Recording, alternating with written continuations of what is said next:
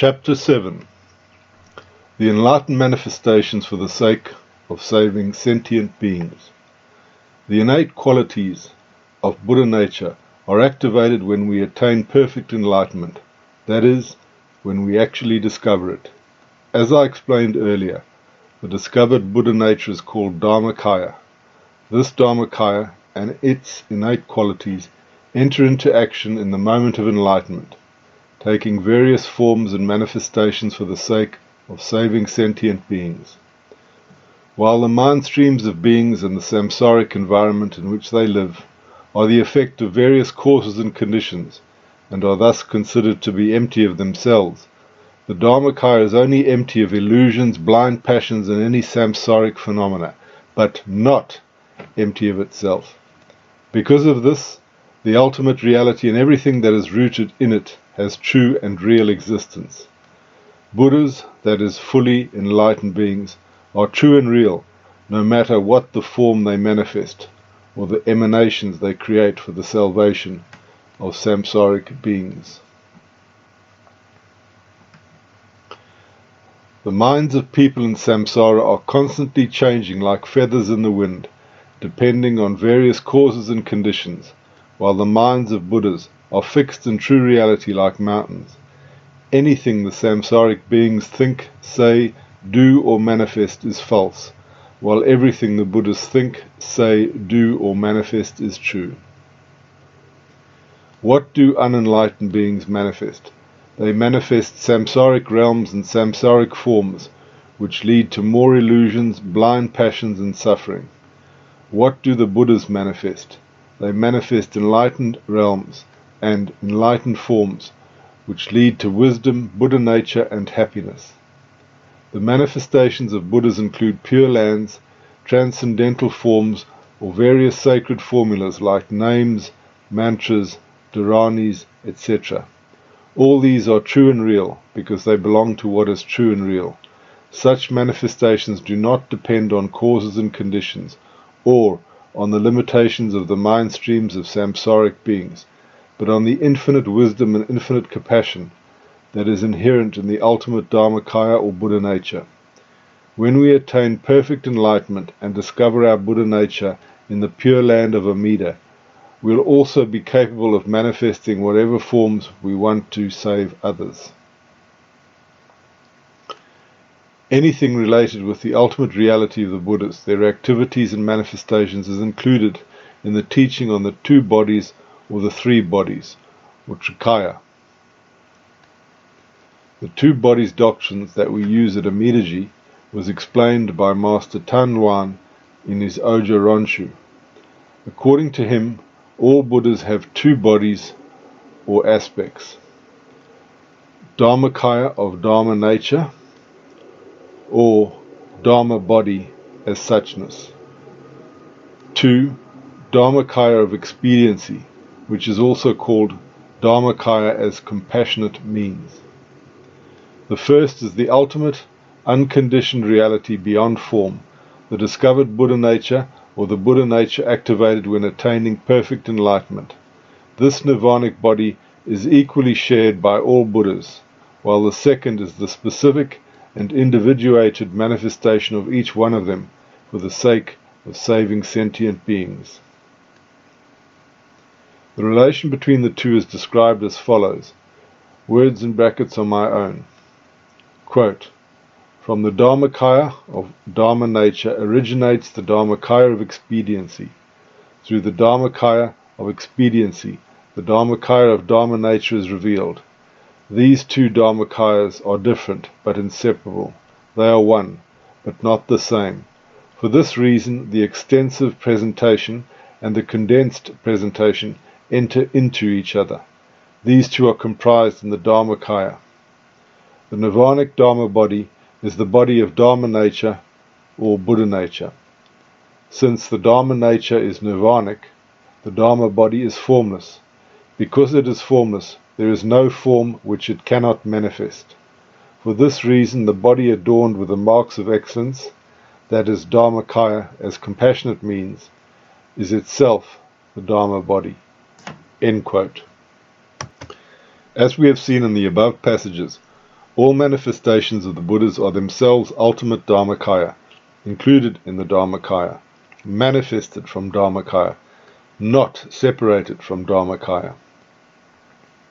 As Dharmakaya is the ultimate reality of Buddha nature, all Buddha's manifestations are not empty or false like the samsaric phenomena, but true and real.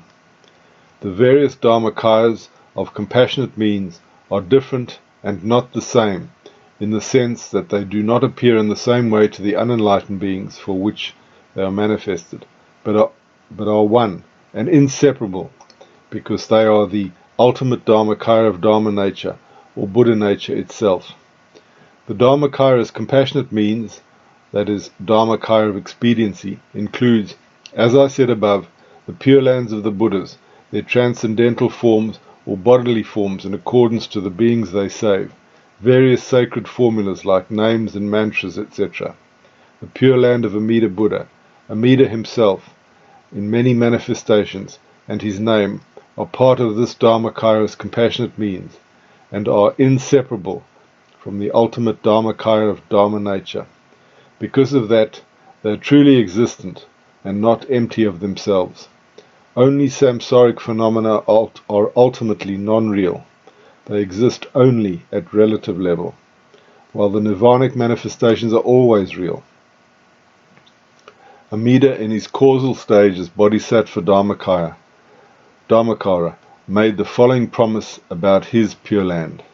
My land, being like nirvana itself, will be beyond comparison.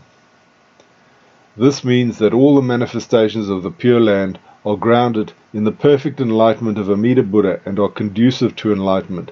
We ourselves will attain enlightenment when we are born in the Pure Land, because the essence of the Pure Land is enlightenment, nirvana, Dharmakaya, Buddha nature itself.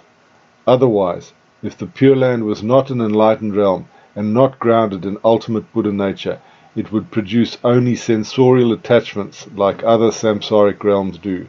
But Shakyamuni Buddha and our masters were very clear that this is not the case. Bodhisattva Vasubandhu stated in his Jolaron, quote, "The adornments of the land of the Buddha of immeasurable life are the wondrous manifestations of the ultimate reality, that is, Dharmakaya or Buddha nature." And in the Essentials of Faith alone, Master Saikoku said, "The land of bliss is the realm of nirvana, the uncreated." End quote. The uncreated is referring, of course, to ultimate Dharmakaya beyond forms, or the Buddha nature from which all the manifestations for the sake of saving sentient beings emerge in accordance with the specific vows of different Buddhas. In our case, the Pure Land of Amida appeared when he attained perfect enlightenment, and thus brought his 48 vows to fulfillment.